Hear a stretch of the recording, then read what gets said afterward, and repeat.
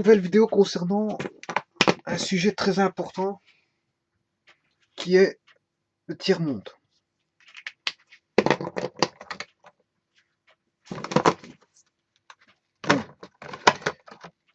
Qu'est-ce que c'est que le tiers-monde? Bon, le tiers-monde, ça concerne donc des pays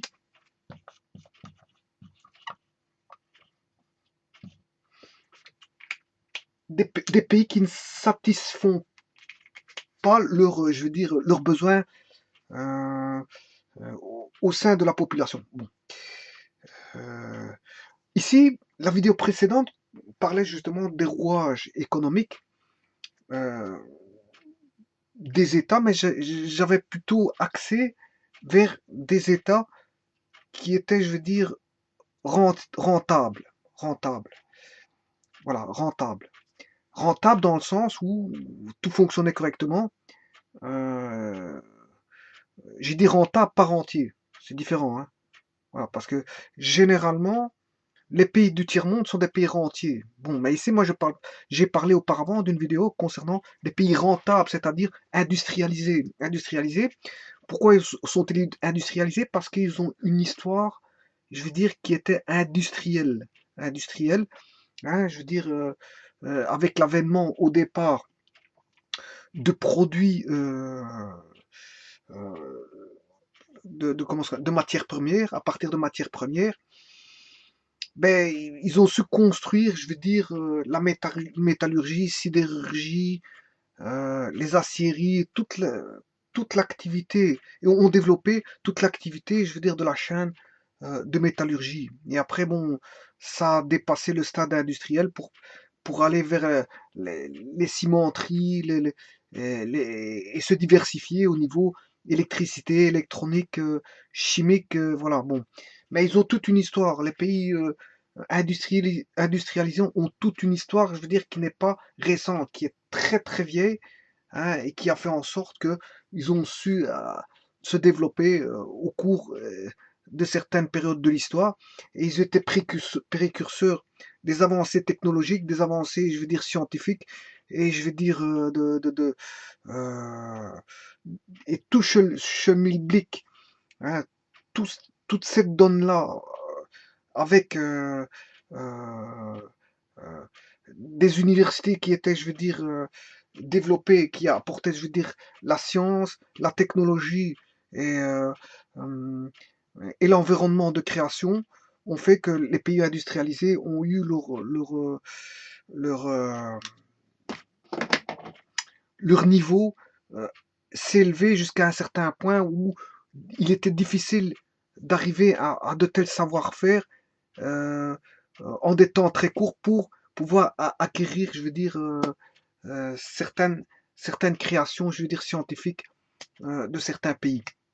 Ben, par exemple, si on prend les États-Unis, bon, euh, ils ont acquis un une telle puissance au niveau informatique, une telle puissance au niveau du cinéma, euh, une telle puissance dans divers domaines, bon, que au niveau des positionnements des satellites, au niveau de l'espace, au niveau voilà, au niveau de l'armement, bon, les États-Unis ont acquis une telle, je veux dire, puissance technologique que n'importe quel pays, je veux dire, de ce bas monde, et lui serait très difficile d'arriver, je veux dire, à ces niveaux de compétences, et surtout, surtout de recréer une standardisation qui pourrait être à même de rivaliser avec la standardisation, je veux dire, euh, euh, américaine, où ils sont arrivés, je veux dire, à notre époque.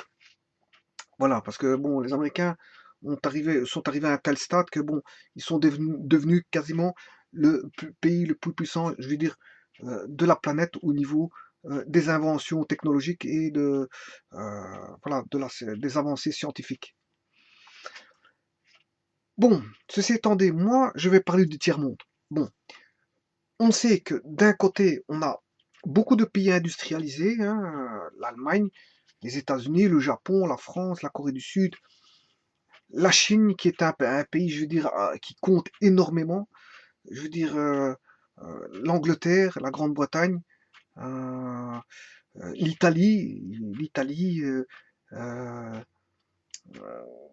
Bref, il y a pas mal de pays qui sont synonymes de pays industrialisés parce qu'ils ont eu une histoire industrielle, une histoire d'avancée technologique, d'avancée scientifique qui font de ces pays, je veux dire, des pays qui ont été, il fut un temps, ou sont en ce moment à l'avant-garde des pays, je veux dire, les plus avancés de la planète.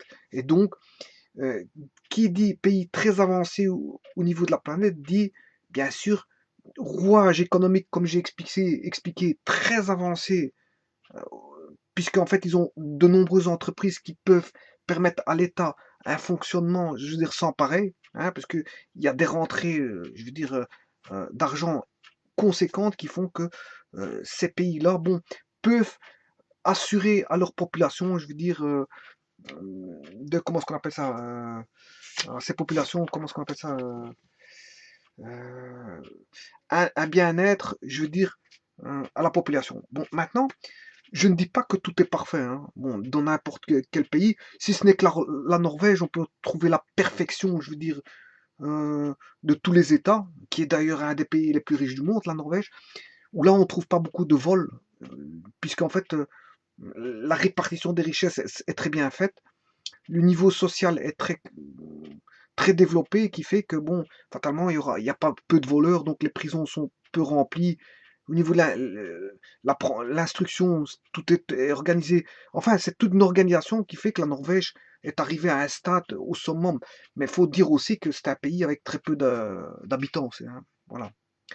Bon, maintenant, on compte des pays rentiers qui comptent sur le richesse pétrolière qui font que, bon, c'est pas des pays, on va dire, industrialisés, mais ce sont des pays, je veux dire, euh, qui ont besoin des industries pétrolières, enfin, du savoir-faire de l'extraction et de la logistique pétrolière, qui font en sorte qu'ils sont aidés par des pays tiers développés pour développer leur pétrole. Et on retrouve dans ces pays rentiers pétroliers des pays riches, fatalement des pays riches. Voilà, mais la donne des pays industrialisés qui sont riches et des pays rentiers qui sont riches, on va dire, n'est pas du même acabit, fatalement, parce que bon, euh, les pays industrialisés se sont organisés au niveau de la structure économique à un tel point que je veux dire, leur mode de fonctionnement est sans pareil à un pays rentier qui est riche et malgré tout qui peut se permettre d'acheter, oui, il peut acheter ce qu'il veut, oui, mais quand la rente, je veux dire, les prix de la rente diminuent, ben, il se retrouve dans des difficultés, je veux dire, sans pareil, et c'est là qu'ils pensent peut-être à devoir changer de système économique, mais ils n'arriveront jamais à arriver à un point des pays industrialisés, c'est-à-dire à créer de l'armement tel que le font les pays industrialisés, de créer de monter dans l'espace un nombre de fois tel que fait par les pays industrialisés,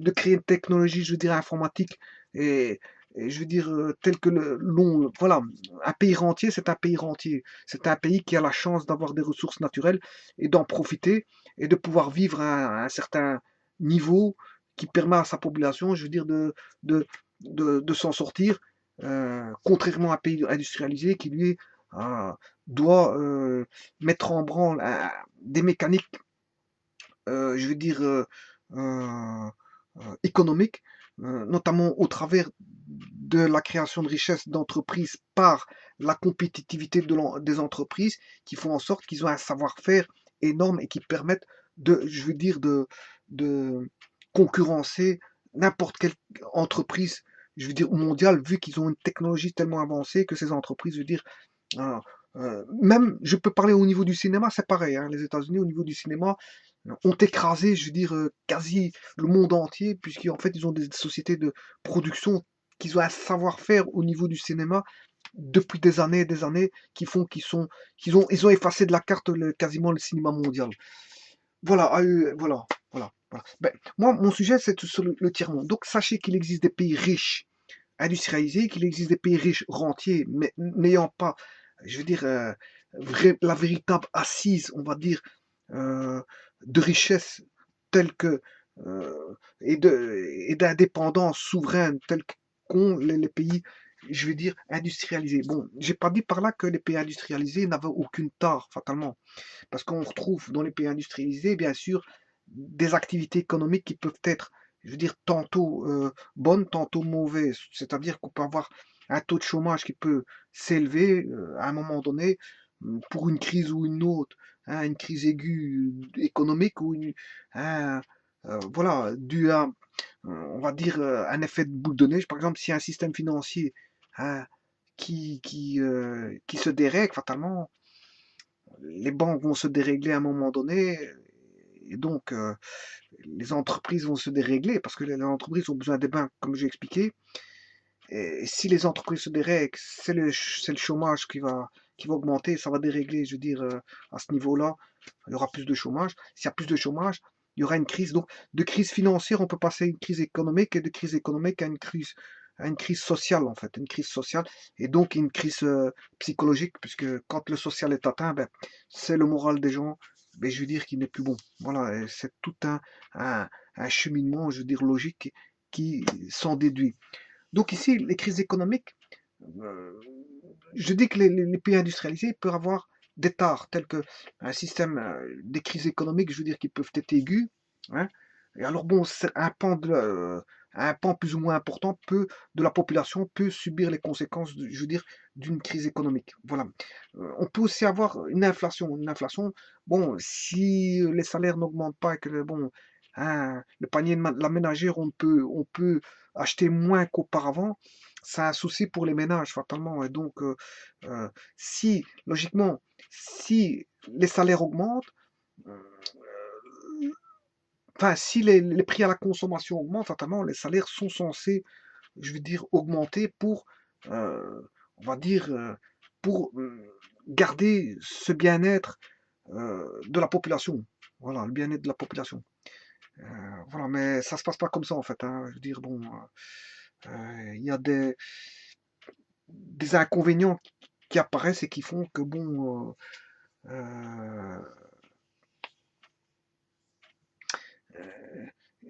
tout d'abord, oui, il y a des effets de futilité qui apparaissent. Du style, euh, les prix à la consommation augmentent, mais logiquement, l'État doit réguler ça. Qu'est-ce qu'il va faire? Il va faire en sorte que euh, les revenus doivent. L'État va réguler ça en créant une loi, en imposant aux entreprises euh, d'augmenter les salaires en fonction comment est-ce qu'on appelle ça, de l'inflation. Voilà. Mais il s'avère que quand des institutions entendent euh, euh, au grand écho que l'État impose l'augmentation des salaires et que ça devient effectif au niveau de l'augmentation des salaires, des institutions en ont écho et réaugmentent, je veux dire, le prix de leurs services. Ce qui fait qu'en sorte, je veux dire, on n'en profite pas réellement de son salaire. Je veux dire, je m'explique. Si par exemple l'État dit aux entreprises d'augmenter les salaires, ben, je vais prendre le cas de la Belgique, si les salaires augmentent, bon, l'eau, les services des eaux, les services de gaz et d'électricité en ont et de téléphonie mobile en ont écho. Hein, et qu'est-ce qu'ils vont faire? Ils vont augmenter le prix de l'Internet, ils vont augmenter le prix de l'eau, le prix voilà. Et ce qui fait en sorte que tout ce on a été augmenté, au fait, est rattrapé. En fait, il y a une continuelle, je veux dire, on augmente les salaires d'un côté, parce que le niveau de la vie a augmenté, et ça, c'est une obligation. Hein. L'index, c'est l'index hein, euh, à la consommation. Je veux dire, qu'est-ce qui va se passer? Ben, certains ont écho de ça, ben, en fait, ils augmentent leur prix. Et en fait, c'est une chasse continuelle comme ceci. Hein. Bon, je veux dire, une fois qu'on a augmenté, bon, tout augmente autour. C'est pas normal. Normalement, quand on est augmenté au niveau du salaire, logiquement, rien ne doit augmenter. Puisque, en fait, l'augmentation a eu lieu à cause à l'augmentation du coût de la vie à un moment donné. Donc, il faut plus rien augmenter. On augmente parce que le coût de la vie a augmenté. Mais il y a des échos des entreprises de services qui font que, comme on a augmenté les salaires, ils réaugmentent le coût de la vie en augmentant le coût des prix de leurs services, comme la téléphonie qui augmente, etc. Et normalement, ils ne devraient pas augmenter parce que bon, ils devraient garder un écart par rapport à l'ancien coût de la vie. Tout d'un coup, il remonte le coût de la vie. euh, euh, voilà, et ça, c'est pas normal, c'est pas normal. Voilà. Donc ici, on peut dire que euh, il y a ça comme problème des pays industrialisés. C'est une tare. Une tare, bon, c'est l'inflation qui est variable, voilà, et qui fait qu'en sorte, bon, on peut pas, un temps déterminé, ben, on peut pas se dire, bon, voilà, c'est fait, hein, l'économie fonctionne comme ça, et tout le monde est bien. Non, l'économie est fluctuante.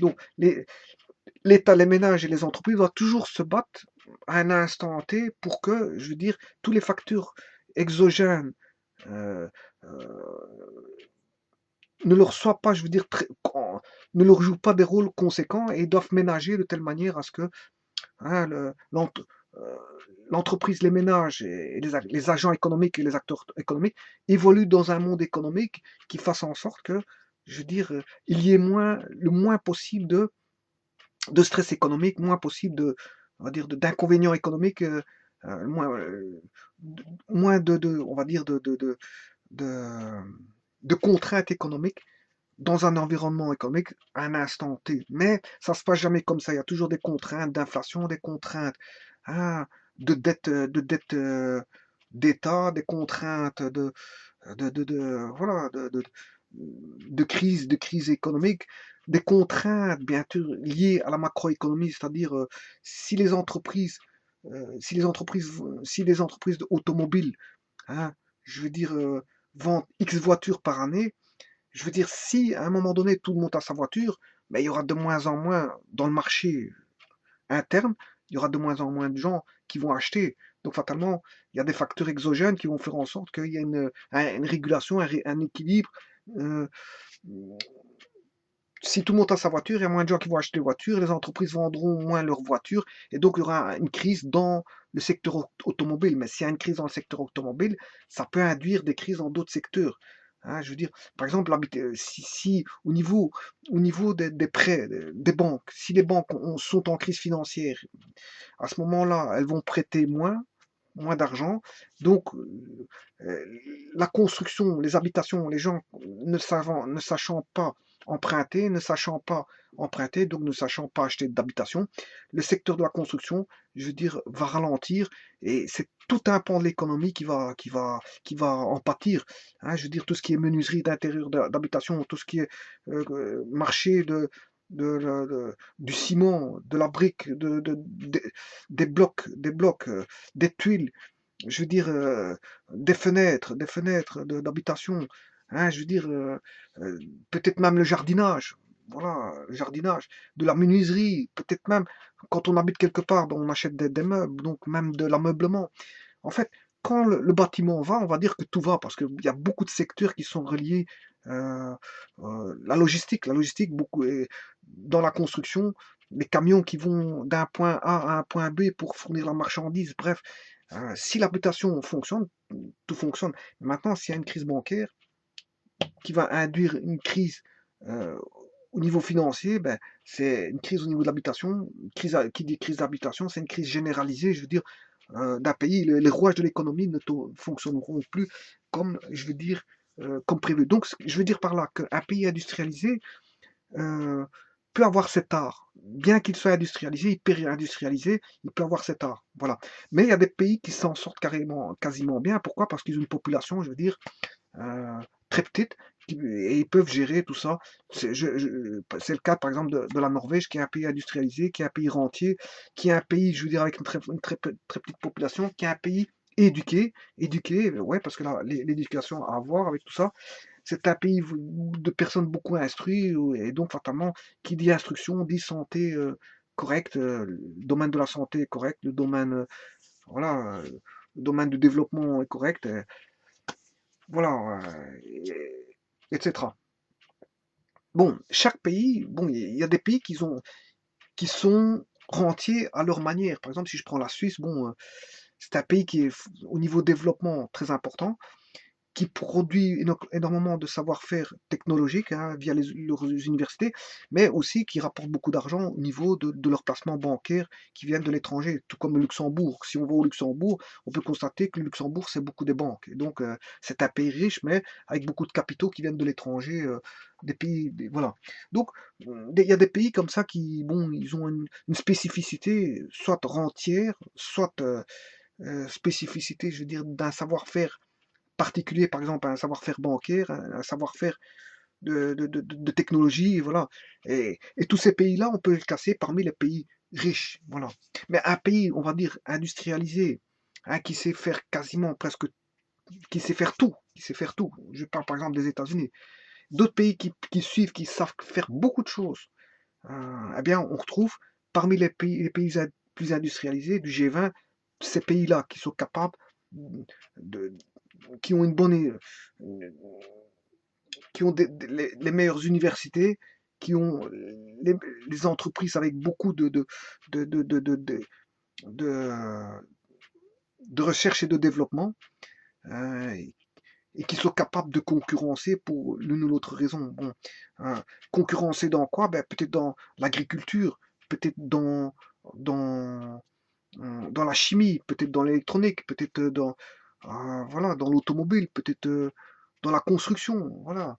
Par exemple, si je prends le cas de la Chine a un pouvoir fort de pouvoir envoyer dans d'autres pays et de construire dans pas mal de pays des grandes constructions qui font que la Chine est un pays, on va dire, en fort potentiel de développement. De développement. Voilà. Et de nombreux pays, bon, je veux dire, sont industrialisés, de nombreux pays sont riches. Voilà. Voilà. Donc, euh, bon, maintenant, la richesse provient aussi d'un endettement, hein, parce que bon, les entreprises, pour pouvoir faire travailler des grandes têtes dans entreprises pour avoir un secteur de recherche et développement, mais il faut payer ces gens-là. Donc il faut un, ça coûte. Le recherche et développement, ça coûte. C'est de payer des gens à des prix très élevés qui font que voilà, il faut aller s'endetter pour faire tourner toute une entreprise. La recherche et développement, acheter des machines, voilà. Donc maintenant, un pays peut être hyper développé, mais aussi hyper endetté. Voilà, on retrouve ça aussi, hein. Mais malgré tout, je veux dire, s'ils ont un fort potentiel de création de richesse, mais je veux dire, voilà, on leur laisse faire, je veux dire, on peut pas arrêter l'économie, on peut pas se dire, bon, du jour au lendemain, bon, tu n'auras plus d'emprunt, c'est fini. Ça se fait avec certains pays, et ça, je vais expliquer justement, ça se fait avec les pays du tiers-monde. Voilà. Bon, il faut savoir aussi que les pays industrialisés étaient à une forte propension auparavant des colonisateurs, bon, par rapport à des pays plus faibles, et voilà, ils dominaient certains pays, bon, ils en exploitaient les richesses, les richesses pour, voilà.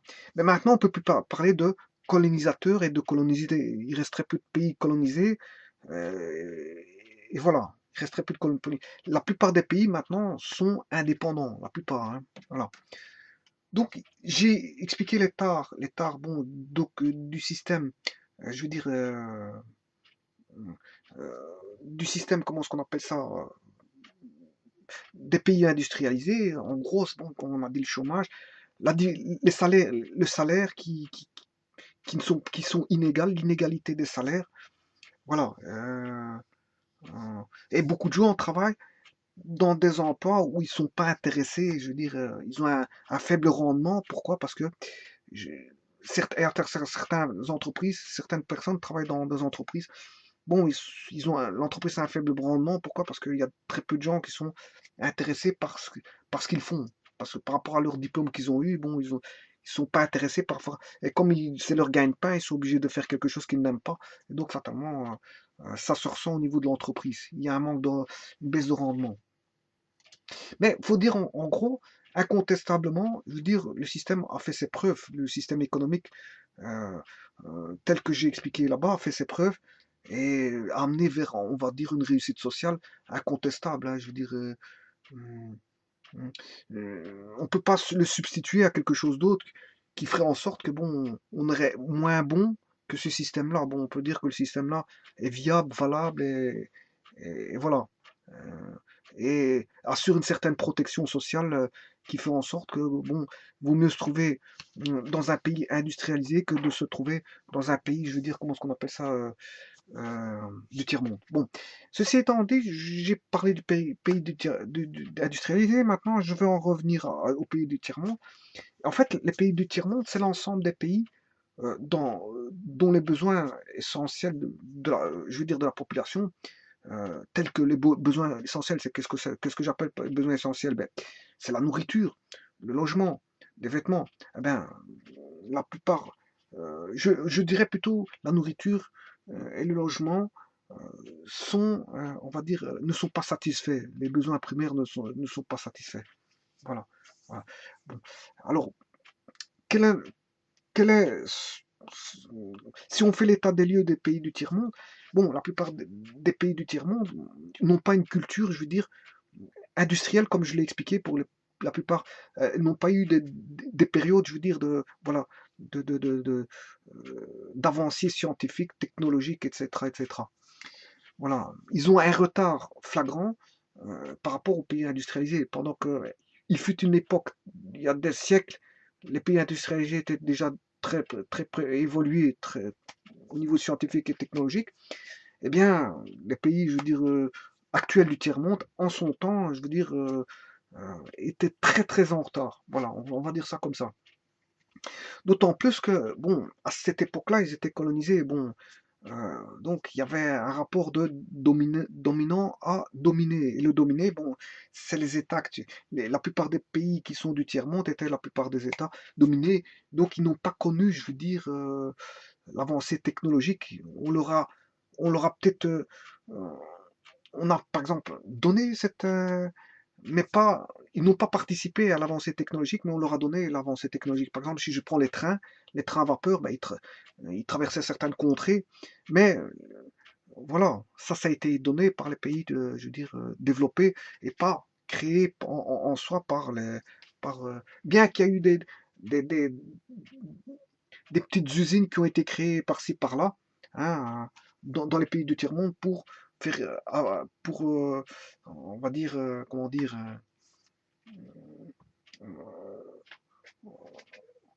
pour assurer certains besoins de ces pays-là, sans faire de l'exportation via le transport logistique par bateau. Voilà, on implantait certaines usines. Il y a des pays où on a implanté certaines usines, mais on n'a jamais donné le savoir-faire. On a donné, on va dire, des usines clés en main, mais on n'a pas dit, bon, comment construire une voiture complètement de A à Z, mais on a créé des usines clés en main, hein, de façon à ce que, je veux dire, le savoir-faire était toujours du même côté, c'est-à-dire du côté des pays industrialisés. Bon, moi j'appelle pas une usine clé en main une avancée technologique, je vous le dis tout de suite, mais ça peut aider, je veux dire, à avoir une entreprise, à créer de l'emploi. C'est toujours bon à créer de l'emploi, c'est toujours bon pour satisfaire les besoins euh, de l'entreprise, mais aussi des personnes qui vont euh, acheter à l'entreprise. Voilà.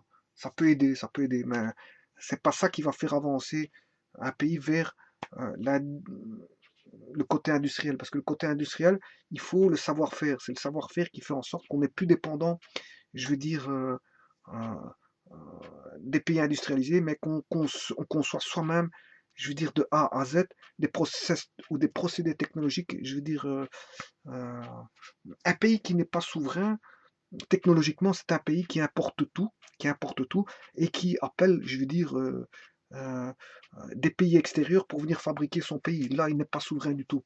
Parce que c'est à sa population de créer cette richesse-là, de créer, d'essayer d'arriver à une aisance technologique qui fait en sorte que le pays je veux dire, être une locomotive, je veux dire, dans la sous-région où elle se trouve et essayer d'avancer.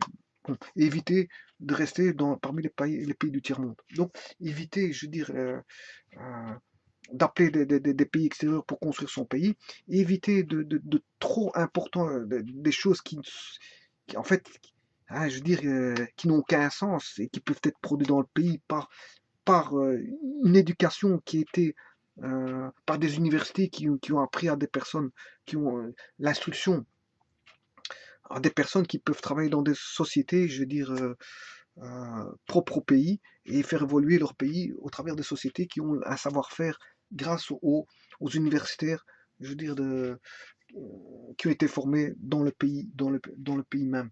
Donc vous voyez que euh, pour que les pays du tiers-monde aient un fonctionnement correct, tel qu'un pays industrialisé, ben, on voit tout de suite que c'est le niveau d'instruction, de l'éducation, hein, en premier lieu, qui va faire en sorte qu'un pays va s'autogérer. Voilà. Même une mauvaise instruction, des mauvaises universités, hein, des mauvais profs dans les universités, je veux dire, hein, peut induire, je veux dire, euh, euh, on va dire, comment est-ce qu'on appelle ça, peut induire euh, euh,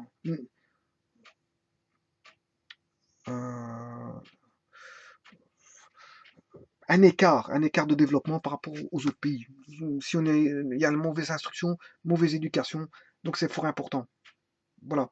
Mais maintenant, les gens ne pensent pas à l'instruction, à l'éducation, si déjà au niveau de l'hygiène, ils n'ont pas l'alimentation correcte, ils n'ont pas la satisfaction de l'alimentation et l'hygiène, les gens pensent à manger et, à leur hygiène. Donc, à ce moment-là, si l'alimentation n'est pas satisfaite, ben, je vois pas comment ils pourront en faire des études supérieures pour faire avancer leur pays. Donc vous voyez que c'est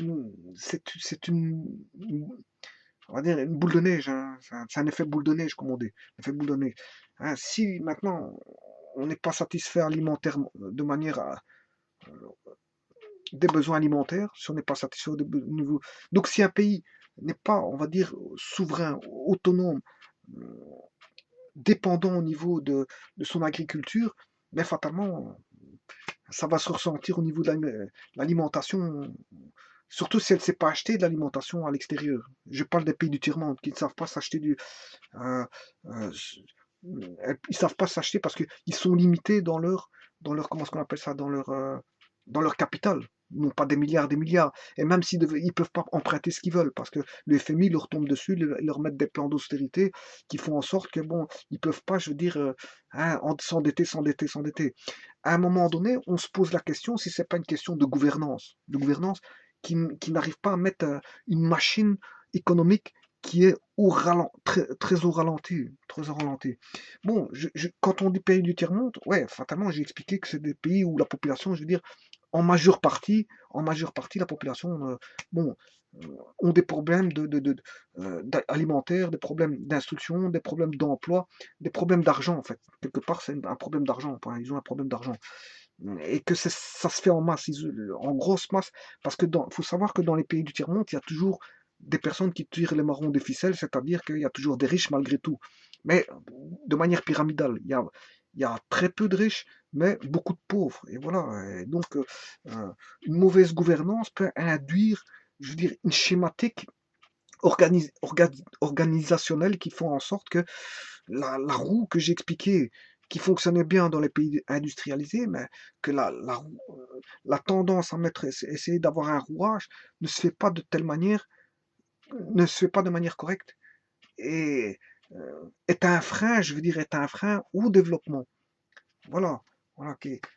Voilà. Si au niveau de l'agriculture, on sous-paye les agriculteurs, on les sous-paye, fatalement, euh, euh, pourquoi on les sous-paye? Parce qu'en fait, il y a des sociétés, je veux dire, bien sûr, au-dessus, hein, qui récoltent, hein, et qui, eux, touchent plus d'argent que ceux du bas. Et s'ils mettent encore en bourse, c'est encore pire. Ceux qui sont en bourse vont toucher encore plus que ceux qui sont en dessous. Donc c'est un... Voilà. Mais il faudra en faire en sorte que ceux qui récoltent, bon, ne soient pas sous-payés, mais soient payés de manière correcte. Voilà. Ouais, quand on entend qu'il y a une personne qui va travailler, qui va toucher 5 euros par jour, alors qu'il a travaillé pendant des heures et des heures à travailler dans les récoltes, des tonnes et des tonnes, ben ça, on se pose des questions. Hein. Il ne mérite pas 5 euros, il mérite peut-être 30, 40 euros. Voilà. Et si tu avais 40 euros en poche, ben, il ferait plus qu'avec 5 euros. Fatalement, voilà. Bon, ça, c'est déjà une chose. Bon, il faut que, je veux dire, ceux qui sont en basse classe, mais maintenant, c'est vrai que pourquoi ils sont payés bas, très bas? Ben, c'est pour assurer à ce que le produit final soit, je veux dire, le moins cher possible. C'est vrai, ça, mais malgré tout, ça ne se fait pas quand même. Ça ne se fait pas quand même. Parce que je veux dire, euh, les gens doivent payer le prix exact des- des produits agricoles tels qu'ils sont. Voilà. Donc, les agriculteurs ont le droit de- d'être payés à leur juste prix. Voilà. Voilà. Bon, généralement, les agriculteurs dans les pays du tiers-monde, bon, leur récolte, elle est souvent à prédominance à l'exportation. Bon, voilà, on retrouve assez souvent, voilà, des produits à l'exportation. Euh, voilà. Et on retrouve souvent des paysans pauvres, hein. Alors qu'un paysan, c'est un riche. Un paysan, c'est quelqu'un qui détient des fermes, des animaux, ça coûte cher, que ce soit des vaches, des chèvres, des moutons. Dans les pays industrialisés, c'est des porcs aussi, il y a des porcs. Et il y a bon, pas mal d'animaux, des oies, des poules. Voilà. Pour moi, un, un fermier, par exemple, un paysan, c'est un propriétaire terrien pour moi. Voilà. Donc il y a aucun sens que pour moi, dans les pays du tiers-monde, le paysan agriculteur, c'est quelqu'un de pauvre. Alors que normalement, c'est quelqu'un qui doit être riche. Voilà. C'est quelqu'un qui doit être riche. Voilà. Donc, on peut expliquer, je veux dire, la- pourquoi les pays du tiers-monde ne fonctionnent pas? Parce qu'en fait, on peut parler de mauvaise gouvernance, c'est-à-dire qu'il y a des notions de corruption qui viennent, je veux dire, faire en sorte que euh, euh, la corruption fait en sorte que bon, les rouages de l'économie, bon, les répartitions de richesses sont mal faites, sont mal faites. Voilà, la corruption, la paysannerie qui fait en sorte que bon, ils sont sous-payés. Euh, comment est-ce qu'on appelle ça? Le retard comment, au développement, hein, de la recherche au développement, des industries, un niveau industriel très faible, hein, je veux dire, on importe quasiment hein, tout ce qui est, hein, je veux dire, structure industrielle. Euh, voilà, un niveau faible d'instruction, fatalement, ils n'ont pas le temps de penser, je veux dire, à l'instruction, parce que je veux dire, au niveau alimentaire, ils sont déjà, je veux dire, en gros déboire alimentaire. Et voilà. Bon, maintenant, il y a un gros problème aussi. Un grand problème. Sachant que, bon, cette donne qui fait en sorte qu'il y a, euh, je veux dire, euh,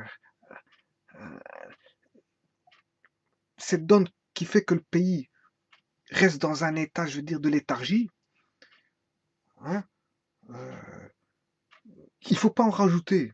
Il faut pas en rajouter. Normalement, un pays qui est en léthargie, économiquement parlant, doit gérer sa population et faire des campagnes de sensibilisation au niveau de la population pour dire qu'il faut, on va dire, comment dire, au niveau de la population, euh, réguler les naissances. Réguler les naissances, réguler les naissances. Parce qu'une population qui grandit trop vite avec des besoins fondamentaux qui ne sont pas, je veux dire, satisfaits déjà pour une partie de la population, mais alors là, hein, il faut se projeter à des années plus tard. Hein.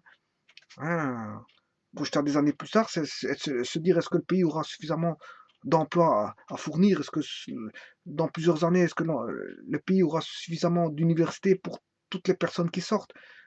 Autant d'écoles pour certaines, toutes les personnes qui sortent, autant d'hôpitaux pour toutes les personnes qui sortent et qui risquent de tomber malades. Enfin bref, je veux dire, c'est une projection, donc il suffit pas de rajouter à de la misère. C'est-à-dire que si moi, je, je- je n'ai pas d'argent, euh, je ne sais pas gérer une famille, mais je ne vais pas faire quatre cinq enfants ou 6 ou 7 enfants, c'est pareil, normalement. Là, hein. Et il n'y a pas de culture générale à ça. Il ne faut pas dire hein, que, bon, on fait des enfants pour aider. Je ne suis pas d'accord avec ça. Là, ça devient de la fainéantise. Bon, euh, le père doit travailler, la mère doit travailler, mais on ne fait pas des enfants qui vont aller travailler et, bon, et les faire travailler comme des esclaves. Non, non, non. Il faut rester, je veux dire, les pieds sur terre.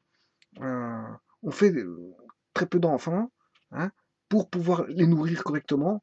Voilà, pour pouvoir, je veux dire, euh, voilà, parce que on n'est pas dans un monde où tout est infini. Surtout qu'un pays qui est du tiers-monde, là, il est limité au niveau. de ces biens de consommation, de ces biens alimentaires, etc. Donc, si maintenant on ajoute à de la misère de la misère, fatalement, on va droit au mur. Le pays ne restera pas dans le tiers-monde, ce sera encore pire. On va tomber dans une misère encore pire. Voilà.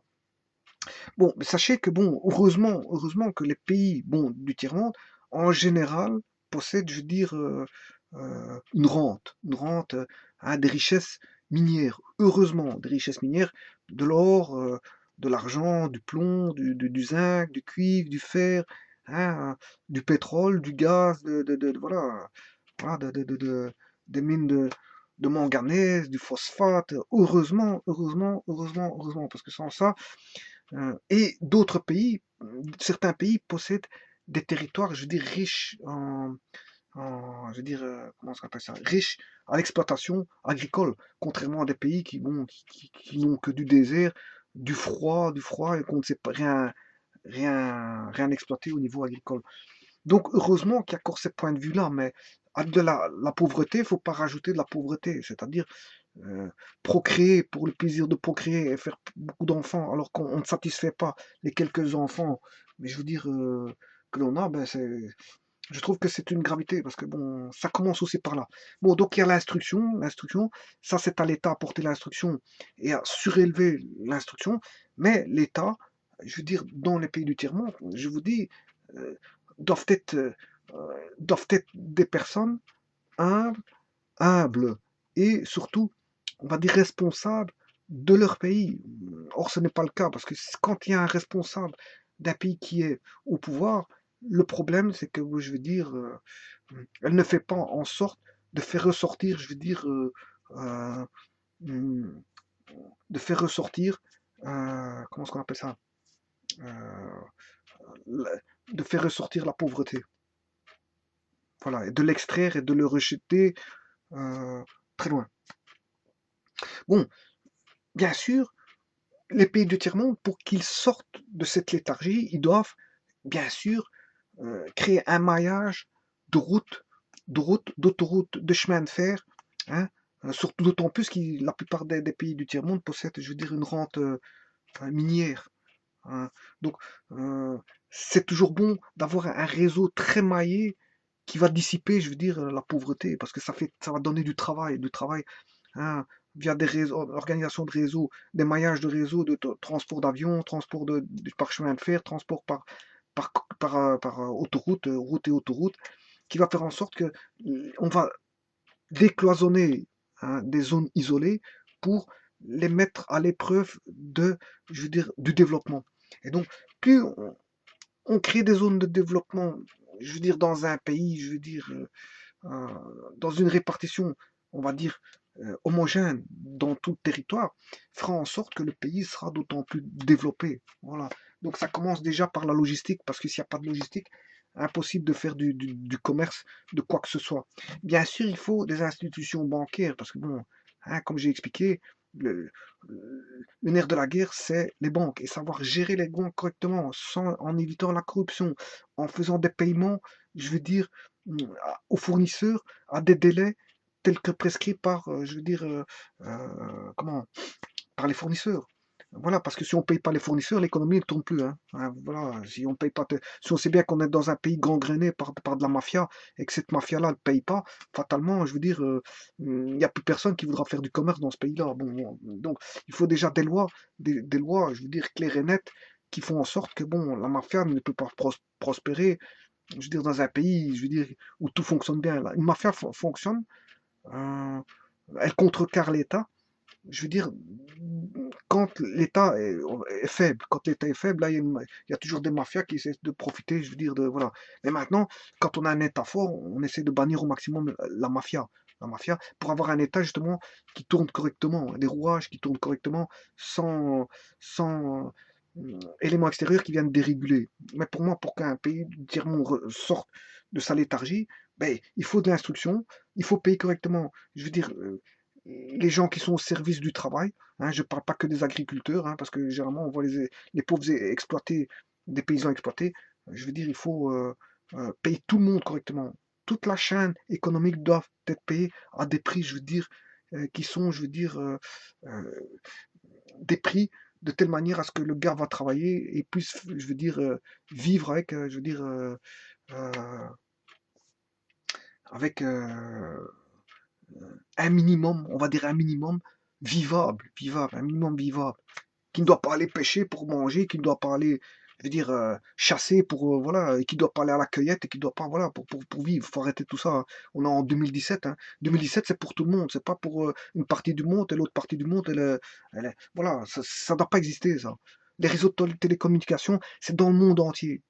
Dans le monde entier. Si tous les pays du monde euh, réorganisaient, je veux dire, euh, la fibre optique partout dans le monde, ça créerait énormément de travail dans le monde entier, dans le monde entier. On aurait même plus de chômage du tout. Pourquoi? Parce que les chômeurs des pays industrialisés viendraient travailler dans les pays, je veux dire, du tiers-monde, pour développer euh, en aide au développement. Mais quand je dis aide au développement, il ne faut pas que ça reste aide au développement. Il faut à un moment donné qu'on sorte de l'aide au développement, que le pays devienne développé, hein, parce que bon, aide au développement, c'est bien, mais en temps, 50 ans d'aide au développement, il faut arrêter, stop. À un moment donné, l'aide au développement doit faire en sorte que le pays s'est développé. Donc à un moment donné, le pays est indépendant. Il faut que ce pays sorte comment est-ce qu'on appelle ça, de, de sa dépendance de sa dépendance de tout, technologique, scientifique, de sa dépendance, je veux dire, alimentaire, de sa dépendance de tout, tout, tout, tout. Un pays qui se gère correctement fait en sorte que sa population mange correctement, c'est-à-dire que sa population produit ce qu'il mange, c'est-à-dire qu'elle est autosuffisante alimentaire, autosuffisante au niveau des routes et autoroutes, autosuffisante en tout, tout, tout, tout, en, en, en compagnie d'aviation, en banque, autosuffisante je veux dire, euh, dans, dans des secteurs multiples et variés. Bon, il ne suffit pas d'avoir un secteur d'activité, il faut en avoir beaucoup. L'agriculture, l'électronique, l'électricité, la chimie, développer la pétrochimie, développer, hein, je veux dire, l'automobile, développer l'armement. Oui, parce que l'armement, ça crée comment est-ce qu'on appelle ça, un marché, hein, un marché un- avec des personnes qui pourront travailler, voilà. Et plus de gens peuvent travailler, plus ils peuvent avoir un capital, et donc ils peuvent le dépenser, faire tourner une économie comme j'ai expliqué. Voilà. Donc, rehausser l'industrie, le domaine de l'industrie, le domaine des services, le domaine des services, et le domaine commercial, voilà. Et il faut que tout le monde puisse, je veux dire, participer. Et quand je dis tout le monde, c'est aussi bien hommes que femmes, hein, voilà, qui font en sorte que plus on a dans un pays, plus on a comment est-ce qu'on appelle ça, euh, de possibilités d'êtres humains pour pouvoir travailler et faire euh, propulser le PIB à des taux importants, mieux c'est. Maintenant, mettre les handicapés de côté, mettre les femmes de côté, mettre les étrangers de côté, tout ça, toutes ces personnes qu'on a écartées, ben, c'est des personnes, des forces vives qui ne participent pas au PIB. Donc en fait, la meilleure manière de faire, c'est de faire travailler tout le monde. Tout le monde pour euh, que ce soit même les handicapés. Un handicapé, on peut lui donner, je veux dire, un travail adapté qui fait en sorte que qui va faire, qui peut constituer une richesse au pays. Et donc, chaque être humain doit avoir sa force vive et participer au développement du pays, au développement. Bon,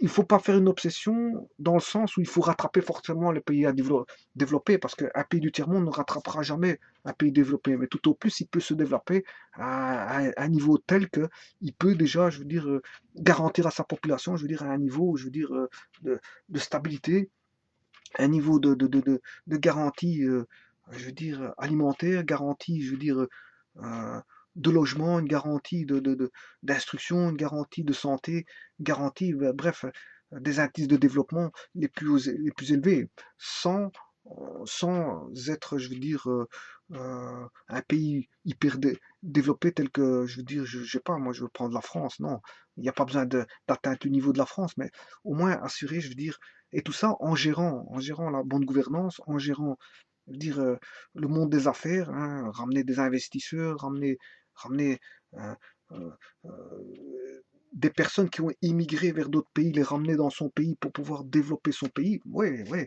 S'il y a des gens qui sont inscrits dans d'autres pays, pourquoi pas les ramener dans son propre pays, hein, et faire en sorte que son pays se développe. Oui, oui, ça d'office, hein.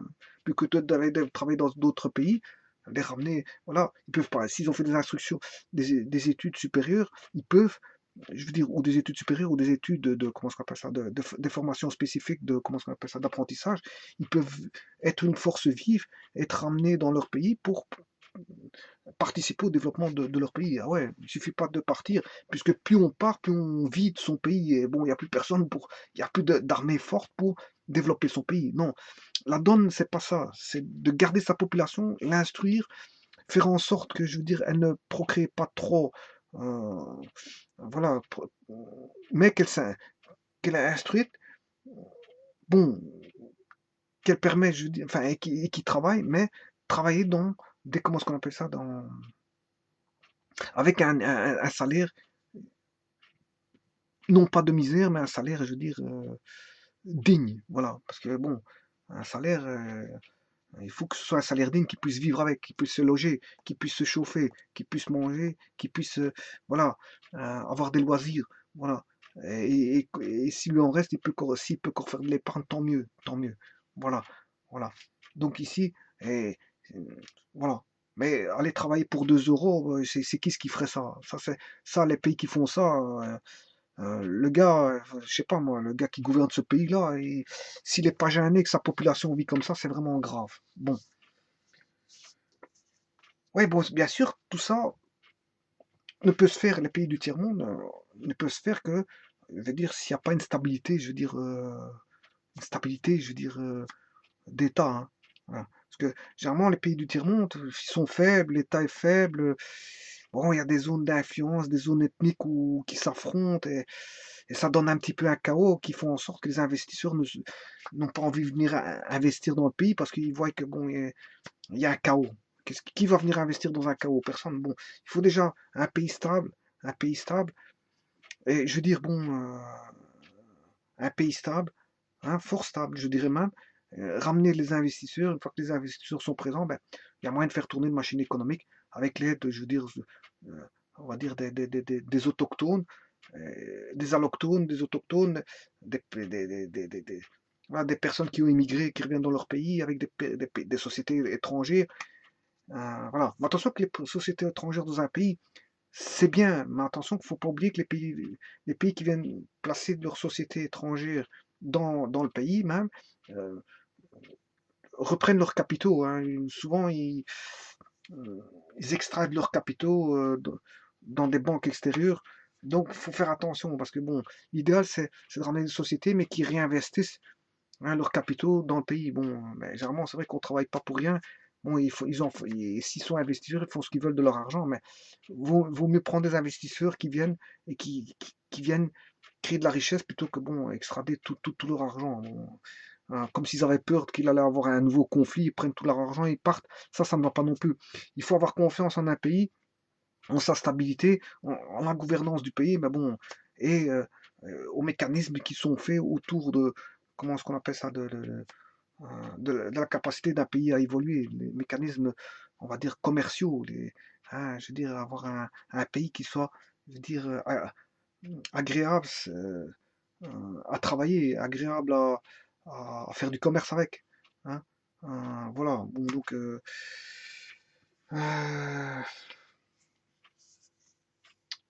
bon, l'idéal aussi, bon, les pays du tiers-monde doivent avoir une administration, ça c'est à coup sûr, mais trop d'administration tue l'administration. L'administration c'est bien, mais maintenant il faut profiter, il faut être à l'avant-garde, c'est-à-dire, bon, maintenant l'administration c'est beaucoup, hein, je veux dire, l'informatique. Voilà, on tourne on est dans le monde connecté, hein, je veux dire, on va au magasin, dans les pays industrialisés, bientôt on ira au magasin, je veux dire, on n'aura plus des caissières, on aura des caisses électroniques, avec des capteurs, hein, on passe, on scanne avec des scanners. Voilà, dans les entreprises, on rencontre des robots. Les véhicules, d'ici une vingtaine, trentaine d'années ou quarantaine d'années, les véhicules n'auront plus de chauffeurs, que ce soit les taxis, les chauffeurs de bus, les camions, etc. Puisqu'en fait, on aura des véhicules, hein, complètement autonomes via l'intelligence artificielle. Vous voyez, au niveau industrialisé, on arrive On aura des robots pour travailler, on donnera des ordres, ils iront travailler. Donc, l'Afrique n'est pas encore à ça. Enfin, quand je dis l'Afrique, les pays du tiers-monde, généralement, qui se trouvent en Afrique, en général, pas tous, mais il y en a beaucoup qui se trouvent en Afrique. Mais je veux dire, pour arriver à ce stade de développement, bon, on en est encore loin, on en est encore loin. Pour avoir arrivé à des voitures qui circulent sans pilote, pour avoir des robots dans les usines, etc. Bon, dans un premier stade, il faut pouvoir faire de l'occupation, l'occupationnel, c'est-à-dire occuper les gens dans des usines, donc ne pas les mettre avec des robots, il faut les occuper avec des êtres humains, mais bon, bien sûr, qu'ils soient productifs pour le développement de leur pays. Trop d'administration, bon, c'est pas productif. C'est c'est utile, mais c'est pas productif pour faire avancer un pays à un état de développement. Voilà. Donc, l'administration, comment est-ce qu'on appelle ça, les fonctionnaires, c'est bien. Trop de fonctionnaires, c'est mauvais, hein. Voilà. Donc, il faut essayer de retomber quelque part, même si on n'est pas même si on ne demande pas d'arriver au niveau des pays industrialisés, mais l'administration doit être le plus, je veux dire, informatisée possible pour réduire le nombre de fonctionnaires d'office. Bon, réduire le nombre de fonctionnaires, c'est pas augmenter le chômage. Contrairement, c'est diminuer le nombre de fonctionnaires, mais les personnes qui ne seraient pas, je veux dire, prises en tant que fonctionnaires, ben, c'est de les mettre dans des entreprises ou les ramener dans les champs pour travailler les champs.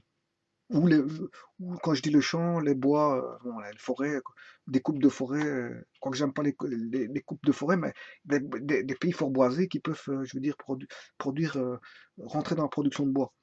Voilà, production de bois, production hein, de, d'alimentation, enfin d'alimentation à toutes sortes, le riz, le maïs, le sorgho, la farine, enfin le blé, le blé dur, le blé tendre, voilà, comment est-ce qu'on appelle ça, comment, l'orange, la mandarine, la pomme, la poire, les fraises, enfin, les fruits et légumes, c'est pas ce qui manque, la patate, la patate, comment est-ce qu'on appelle ça, les haricots, euh, les choux de Bruxelles, ouais, voilà, il y a du travail, on a. Et pour bien manger, il y a du travail. Bon, maintenant, moi, je comprends pas comment ça se fait que, encore en 2017, il y a encore des gens qui ne savent pas encore se vêtir dans les pays du tiers-monde, qui ne savent pas. Un pays du tiers-monde, il ne doit pas rester tiers-monde toute sa vie quand même. Bon, à un moment donné, il faut arrêter. Sinon, qu'est-ce qui va se passer? C'est que les gens en auront marre, ils vont foutre le camp du pays, ils vont partir vers les pays industrialisés, ils vont migrer fatalement parce que et, le pays est toujours le même, il change pas. D'année en année, je veux dire, ils voient pas les changements. À un moment donné, ils en ont marre, ils vont se dire, ouais, qu'est-ce que je fous dans un pays qui n'évolue pas et autant changer de lieu et me retrouver dans un pays où je veux dire, euh, tout est- le monde tourne mieux. Bon, à un moment donné, faut se poser aussi la question, hein.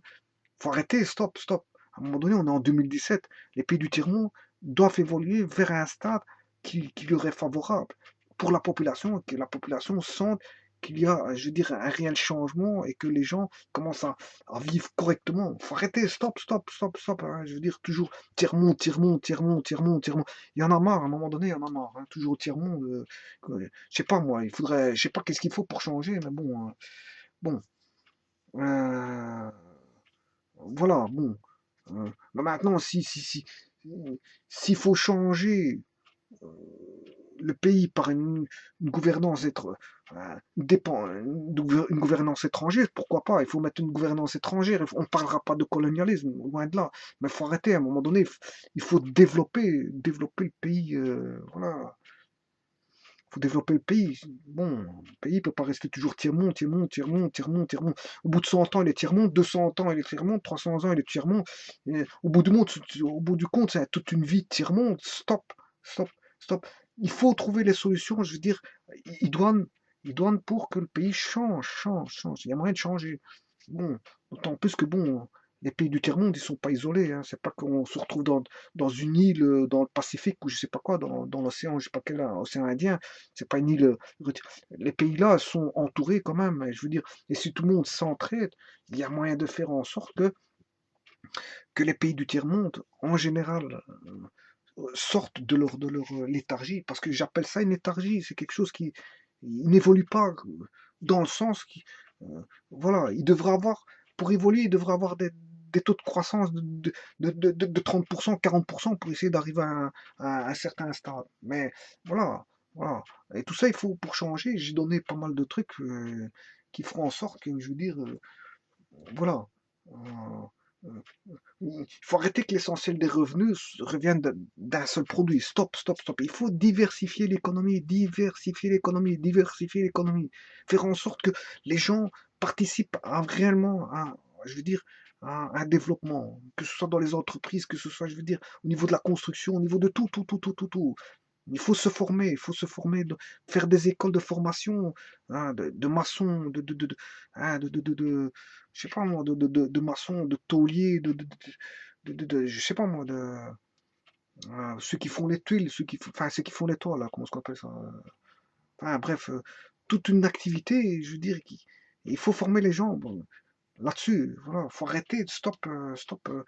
Euh, la dépendance vis-à-vis de l'étranger doit cesser, que ce soit pour n'importe quel pays du tiers-monde, hein. Bon, je veux dire, stop, ça doit arrêter, ça doit arrêter. À un moment donné, il faut se dire stop.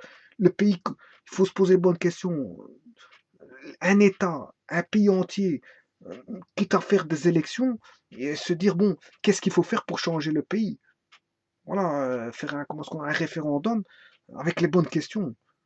Voilà, faut arrêter. Bon, maintenant, c'est vrai qu'il y a hein, l'endettement, mais l'endettement, ça doit pas arrêter un pays, hein. Les pays industrialisés sont énormément endettés et fonctionnent correctement. Donc, c'est pas une question d'endettement, hein. Même si le FMI stoppe l'endettement des pays du tiers-monde, hein, ben, pour moi, il faut se bouger. Et à un moment donné, il doit y avoir un déclic. C'est le déclic qui doit être fait pour que, je veux dire, tout ça, ça n'existe plus. Tout ça, ça n'existe plus. Il faut que le tiers-monde reste du tiers-monde du passé. Mais pour ça, comme j'ai dit, il faut que la population, je veux dire, prenne conscience de beaucoup de choses, du taux de natalité, de bouger, de faire bouger les États, enfin leur État, hein, leur gouvernement, pour changer réellement les choses. Parce que c'est vrai que qu'est-ce qui peut réellement changer les choses? Il faut un point de départ qui est l'État, mais l'État tout seul ne sera pas. Il faut sa population réunie à l'État. Il faut une synergie entre État et la population. La population qui est constituée d'entrepreneurs, hein, je veux dire d'agriculteurs, voilà, de la population qui est constituée de toutes les forces vives qui peuvent, je veux dire, faire créer le déclic à la machine économique qui est, je veux dire, qui ne tourne pas à sa vitesse normale, hein. Dans les pays du tiers-monde, elle tourne très, très, très, très. Voilà. Contrairement aux pays industrialisés où là, je veux dire, tout tourne. Quoi. Et quand il y a une crise, ça tourne toujours vite, mais moins vite que. Voilà. Alors que bon, pour les pays du tiers-monde, ça tourne lentement. Et, alors que là, peut-être que dans un pays industrialisé, s'il a fait peut-être 10 tours, un pays, au niveau de l'État, par exemple, mais ici, il a fait peut-être un tour au niveau des pays du tiers-monde. Voilà. 10 tours et un tour, bon. Et si chaque jour, ça fait 10 tours d'un côté et d'un tour de l'autre, ben, au bout de 10 ans, au bout de 100 ans, au bout de 300 ans, ben, fatalement, on voit la différence. Donc, faut arrêter tout ça. Je veux dire, à un moment donné, il faut prendre conscience que les pays du tiers-monde savent s'en sortir, mais que les populations sont les premières responsables, avec leur gouvernement, sont les premiers responsables, puisqu'en fait, euh, ils ont tout un environnement à leur, à- ils ont tout un environnement qui peut leur aider, parce que bon, c'est pas des pays, généralement, les pays du tiers-monde, ils ont je veux dire, des capacités, je veux dire, euh, tout d'abord, ils travaillent beaucoup, beaucoup, travaillent beaucoup, hein, on peut pas dire que c'est des fainéants. C'est qu'il y a, c'est qu'ils travaillent beaucoup, mais ils ne touchent rien. Bon, voilà. Donc, voilà. Il faut que les forces intellectuelles de ces pays, je veux dire, puissent faire en sorte que le pays, je veux dire, se développe mieux que ça. Voilà. Voilà. Et que les forces vives, actives, manuelles, hein, je veux dire, euh, voilà, mais comme j'ai dit, avec bien payé, hein. Il faut qu'ils soient bien payés parce que bon, c'est pour payer 2 euros, autant partir en France ou aux États-Unis ou n'importe quoi. Je dis la vérité, alors à ce moment-là, si ça ne bouge pas, je dis aux personnes, écoute, tu pars de ton pays parce que bon, si ça bougera plus jamais, t'as pas d'avenir là. Bon, si on donne pas d'avenir au peuple, je veux dire, fatalement, qu'est-ce qui se passe? C'est pas d'avenir au peuple, hein? Je veux dire, le gars, son environnement, il va en être dégoûté, ça c'est n'importe qui, n'importe quel être humain. hein, à moins que de vivre dans un environnement dégoûtant, je veux dire, voilà, on va dire ça comme ça. Bon, à un moment donné, stop, stop. Le tiers-monde, il doit changer. Le tiers-monde doit changer. Mais il faut faire en sorte que ça change. Parce que sinon, bon, ouais, je veux dire, développer l'industrie, développer le secteur des services, ne fût-ce qu'au niveau du tourisme, généralement, le pays du tiers-monde, c'est des beaux pays. Ils peuvent développer le tourisme, des hôtels dans tout, partout, partout. Bien sûr, au travers d'une stabilité économique et une stabilité, je veux dire, sécuritaire, fatalement. Parce que ça pas de stabilité sécuritaire, les gens ne viendront jamais visiter le pays. Voilà, voilà. Diminuer l'administration, voilà. Bon, bon, j'espère que tout ça va changer et 4C4, on pourrait effacer les pays, effacer ce mot-là, des pays qui le sont. C'est-à-dire ne plus entendre parler du tiers-monde pour les pays qui y sont, hein, comme ceci. Et que le rouage économique ici tournera le mieux possible. Je ne dis pas au stade des pays industrialisés parce ils sont très très avancés, très laid. Hein, mais qu'au moins, je veux dire, le rouage tourne bien et que les pays vivent en paix et en, comment est-ce qu'on appelle ça, en prospérité économique. Voilà. La prospérité économique fait en sorte que tous les maillons de la chaîne économique fonctionnent correctement et que des décisions soient bien prises au niveau des gouvernants des pays qui sont pour l'instant au niveau du tiers-monde et qui ne font pas en sorte de s'en sortir correctement. Ouais, pourquoi ils ne veulent pas s'en sortir correctement? Ça, c'est la bonne question aussi, hein. Bon, maintenant, je veux dire, est-ce que, bon, s'il y a des gouvernants qui sont, qui subissent la corruption, enfin, des gouvernants qui sont corrompus, bon, ils n'ont pas très envie, je veux dire, de faire bouger, je veux dire, leur état, puisqu'ils pensent qu'à eux-mêmes. Mais ça devient de l'égoïsme, hein. Ça devient de l'égoïsme. Voilà, ouais, bon, voilà.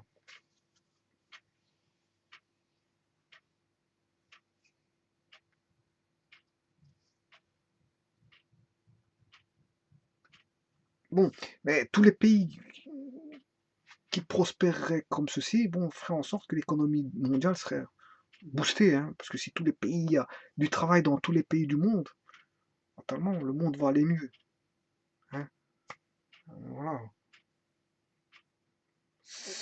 Les richesses dans chaque pays, c'est pas ce qui manque. Tous les pays possèdent ses propres richesses.